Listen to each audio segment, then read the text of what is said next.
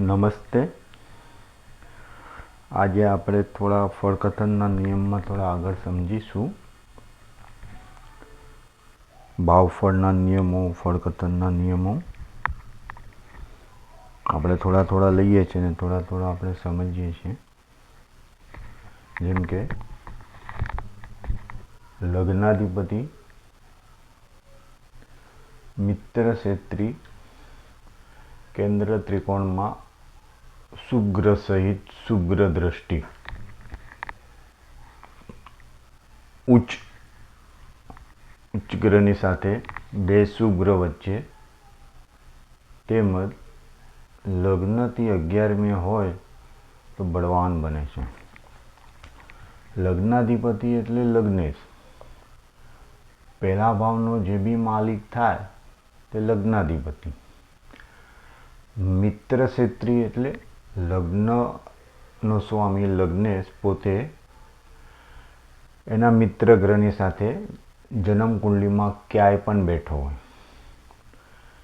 લગ્નેશ પોતે કેન્દ્ર ત્રિકોણમાં હોય અને શુભ ગ્રહની સાથે હોય અને શુભ ગ્રહની દ્રષ્ટિમાં હોય. અને પહેલા ભાવનો માલિક કેન્દ્રમાં એટલે 1, 4, 7 અને 10 એટલે કેન્દ્ર ભાવમાં, એટલે આ વચ્ચેના સ્થાનમાં અથવા ત્રિકોણ સ્થાનમાં હોય લગ્નેશ પોતે, અને સાથે શુભ ગ્રહ બેઠો હોય. કોઈ બી ગ્રહ શુભ ગ્રહ બેઠા હોય સાથે, અને તેની ઉપર કદાચ સાથે ન બેઠા હોય અને તેની ઉપર શુભ ગ્રહની દ્રષ્ટિ હોય. શુભ ગ્રહ ગમે ત્યાં બેઠા હોય, ગ્રહ લગ્નેશ પોતે કેન્દ્ર ત્રિકોણમાં બેઠો હોય અને શુભ ગ્રહની ક્યાંયથી બી દ્રષ્ટિ આવતી હોય, ઉચ્ચ ગ્રહની સાથે હોય કે લગ્નેશ કેન્દ્ર ત્રિકોણમાં બેસી બે શુભ ગ્રહની મધ્યમાં હોય, એટલે શુભકર તરીકે આજુબાજુના સ્થાનમાં લગ્નેશ બેઠો હોય તેના બીજા સ્થાનમાં અને 12મા સ્થાનમાં શુભ ગ્રહ બેઠા હોય, તેમજ લગ્નથી 11મે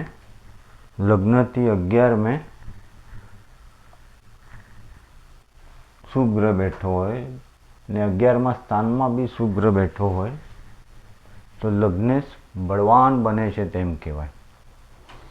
લગ્નેશ બળવાન થયો તેમ કહેવાય.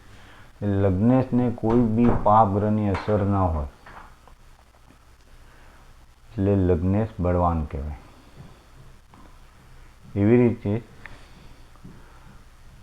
આગળ લગ્નાધિપતિ એટલે લગ્નેશ શત્રુ ક્ષેત્રી પાપ ગ્રહ સાથે કે 3જા, 6ઠા, 8મા, 12મા સ્થાનમાં બે પાપ ગ્રહોની વચ્ચેમાં નીચ રાહુ સાથે તથા શત્રુની દ્રષ્ટિમાં હોય તો નબળો બને છે.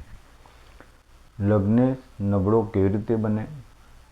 જ્યારે લગ્નેશ પોતે શત્રુ ક્ષેત્રીમાં હોય, પાપ ગ્રહ સાથે હોય, લગ્નેશ પાપ ગ્રહ સાથે 3જા સ્થાનમાં, 6ઠ્ઠા સ્થાનમાં, 8મા સ્થાનમાં અને 12મા સ્થાનમાં હોય, અને કોઈ બી બે પાપ ગ્રહની મધ્યમાં લગ્નેશ જન્મ કુંડલીમાં ક્યાંય બી બેઠો હોય, તેના બીજા ભાવમાં કે 12મા ભાવમાં પાપ ગ્રહ હોય, બે પાપ ગ્રહની વચ્ચે હોય તો પાપ કર્તરીમાં કહેવાય. અને પાપ ગ્રહની વચ્ચે કહેવાય.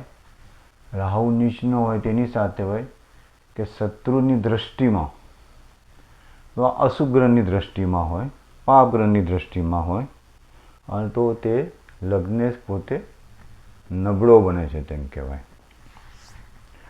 લગ્નમાં શુભ ગ્રહ હોય, શુભ ગ્રહની દ્રષ્ટિ હોય કે લગ્ન શુભ કર્તરીમાં હોય ત્યારે લગ્ન બળવાન બને.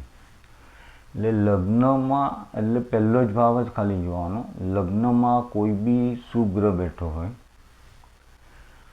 લગ્નના ઉપર કોઈ શુભ ગ્રહની દ્રષ્ટિ હોય, એટલે પહેલા ભાવ ઉપર કોઈ બી શુભ ગ્રહની દ્રષ્ટિ હોય, લગ્ન એટલે પહેલા ભાવના બીજા ભાવમાં કોઈ શુભ ગ્રહ હોય, પહેલા ભાવથી 12મા ભાવમાં કોઈ શુભ ગ્રહ હોય, એટલે લગ્નની આજુબાજુમાં પહેલા ભાવની આજુબાજુમાં શુભ ગ્રહ બેઠા હોય તો તો શુભ કર્તરીમાં છે તેમ કહેવાય.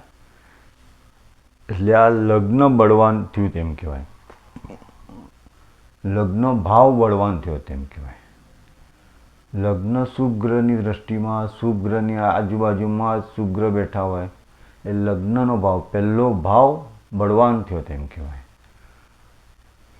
આગળ જોયું એ લગ્નાધિપતિ એટલે લગ્નેશ બળવાન. બીજામાં બી જોયું લગ્નાધિપતિ પાપ ગ્રહની સાથે, તો લગ્નેશ મતલબ કે નબળો બન્યો. અને આ લગ્ન ભાવ આપણે જોયું. હવે જોઈશું લગ્નમાં પાપ ગ્રહ હોય, પાપ ગ્રહોની દ્રષ્ટિ હોય, બે પાપ ગ્રહોની મધ્યમાં હોય ત્યારે તે નબળું બને છે.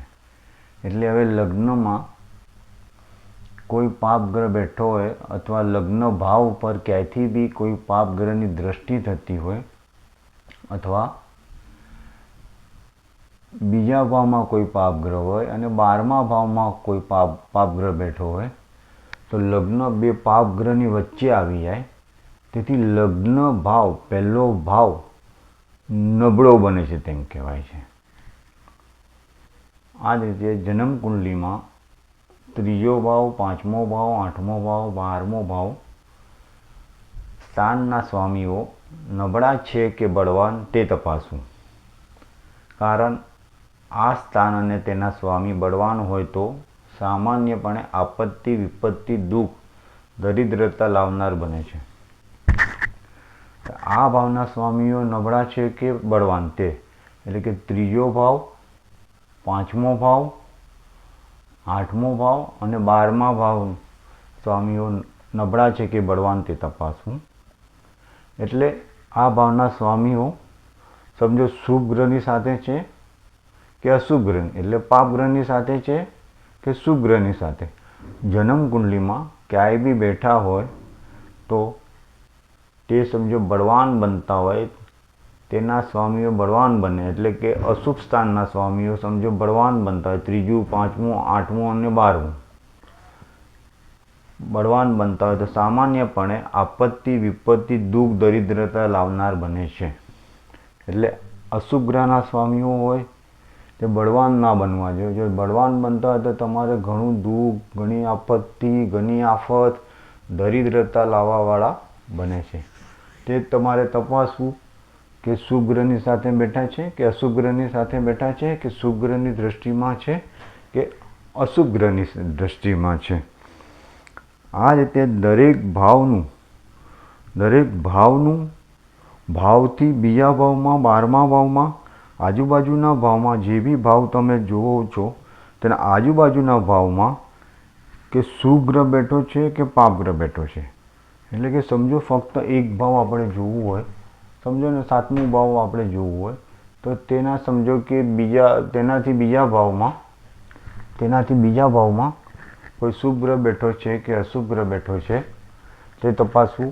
અને 7માથી સમજો અશુભ ગ્રહ બેઠો હોય, પાપ ગ્રહ બેઠો હોય તો એમ સમજવું કે 7મો ભાવ પાપ કર્તરીમાં છે અને શુભ ગ્રહ બેઠો હોય તો એમ સમજવું કે તે સાતમું સ્થાન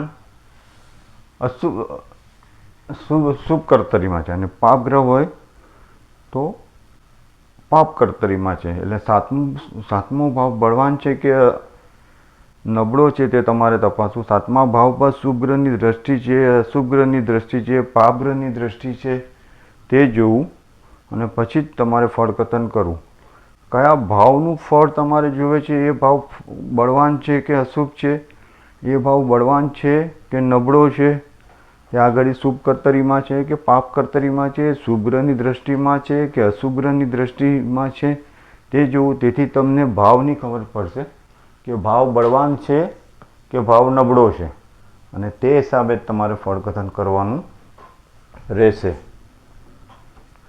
આ રીતે તમે જોશો એક એક ભાવનું તો તમને ફળ ખબર પડશે અને પછી જ તમે આગળ ફળકથન કરી શકશો. નબળું છે, બળવાન છે એ જોયા પછી જ તમને ખબર પડશે, નહીં તો તમને ખબર નહીં પડે.